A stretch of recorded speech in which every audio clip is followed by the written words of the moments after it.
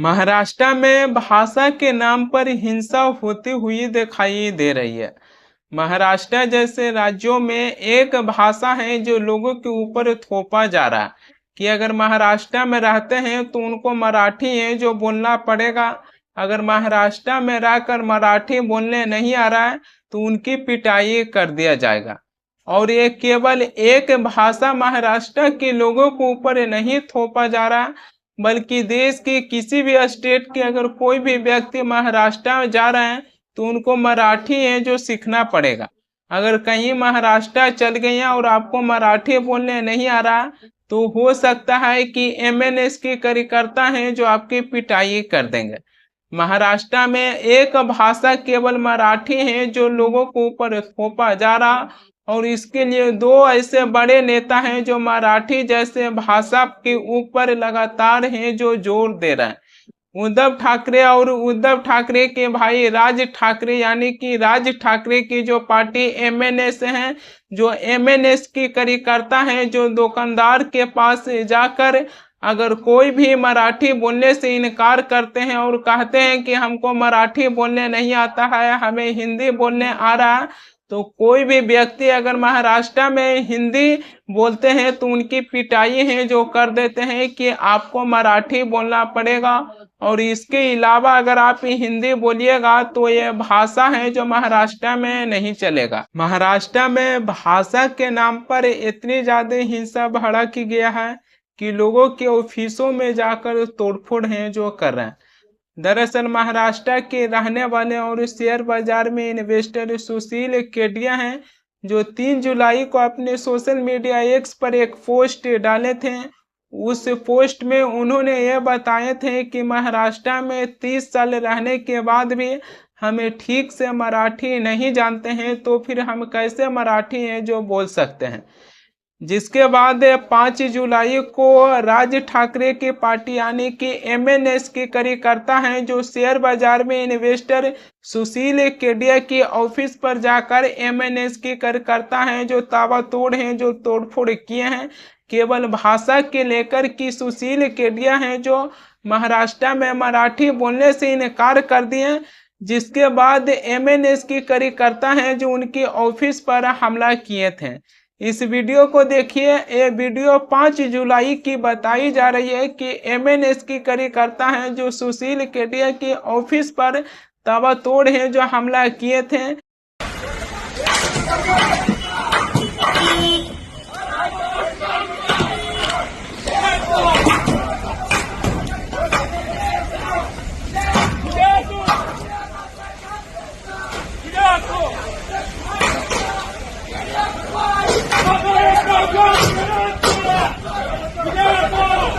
महाराष्ट्र में एमएनएस के कार्यकर्ता हैं जो लोगों के ऊपर दबाव बना रहे हैं कि आपको महाराष्ट्र में रहकर आपको मराठी ही बोलना पड़ेगा।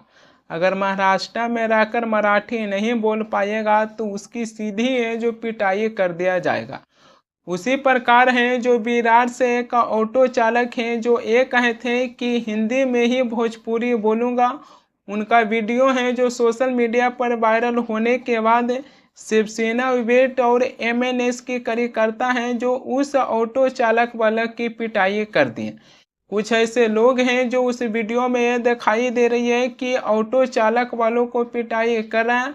और इसमें सबसे बड़ी बात यह आ जाती है कि भाषा के नाम पर एक महिला भी उस ऑटो चालक वाले की कॉलर हैं जो पकड़े हुए हैं, और वो भी है जो उस ऑटो चालक के ऊपर दबाव बना रहे हैं कि आपको महाराष्ट्र में रहकर मराठी ही बोलना पड़ेगा। इसका वीडियो भी सोशल मीडिया पर वायरल हुआ था। देखिए इस वीडियो को।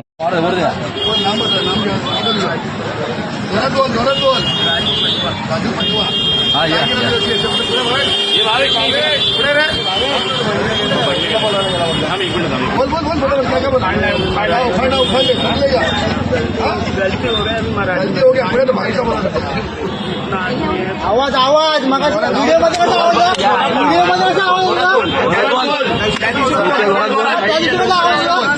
इथे बोल आपल्याला जोर से बोल रहा हूं भैया लोग ऐसा मराठी लोग महाराष्ट्र वाले मराठी के माध्यम से लोग बोल रहे हैं मराठी मराठी माणसाची माफी मागतो.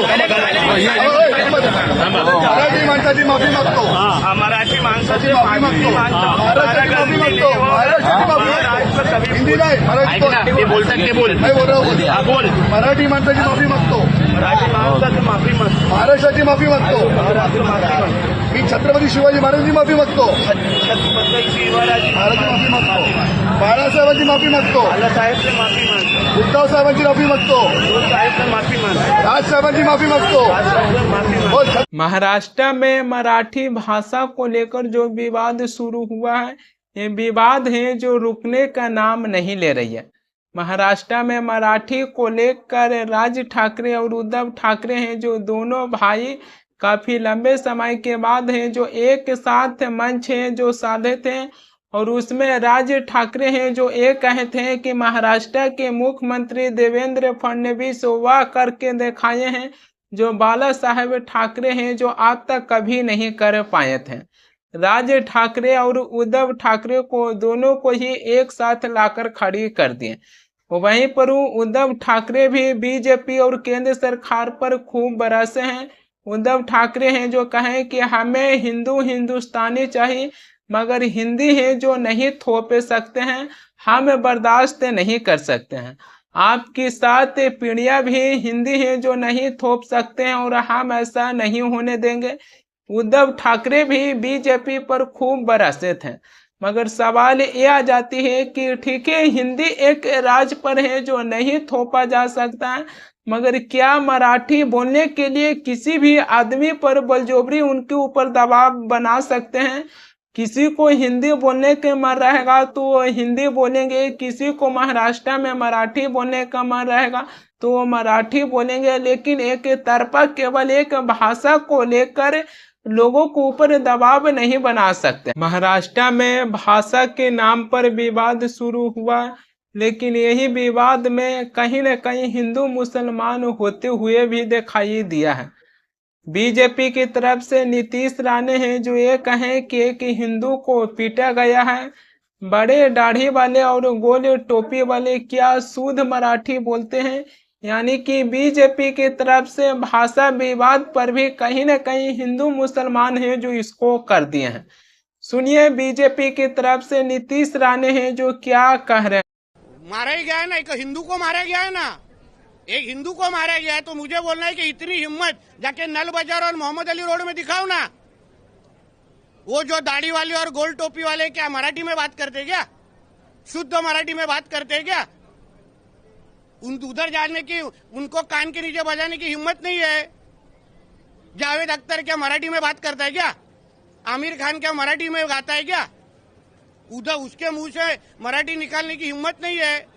ये गरीब हिंदू को क्यों मारने की हिम्मत कर रहे हो?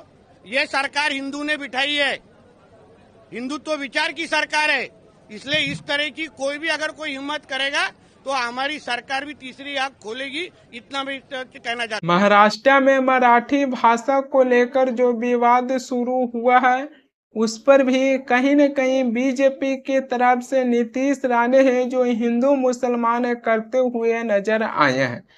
अगर ये ठीक है उद्धव ठाकरे और राज ठाकरे की आलोचना ही करना था तो इसमें नीतीश राणे को हिंदू मुसलमान करने की क्या आवश्यकता है? किसी को भाषा के नाम पर उनकी पिटाई किया जा रहा है तो इसकी आलोचना कर सकते हैं, लेकिन उस पर भी बीजेपी को हिंदू मुसलमान करने की एक पुरानी आदत है। वहीं पर राष्ट्रपति द्रौपदी मुर्मू हैं जो उज्जवल निकम को राज्यसभा के लिए मनोनीत किए थे। प्रधानमंत्री मोदी हैं जो उज्जवल निकम से फोन पर बातचीत किए, मगर प्रधानमंत्री मोदी हैं जो बातचीत से पहले ये कहें कि आपसे हिंदी में बात करूं या फिर वो मराठी में बात करें। प्रधानमंत्री मोदी भी भाषा को लेकर कहीं न कहीं इस पर अपनी बात है जो रखे हैं।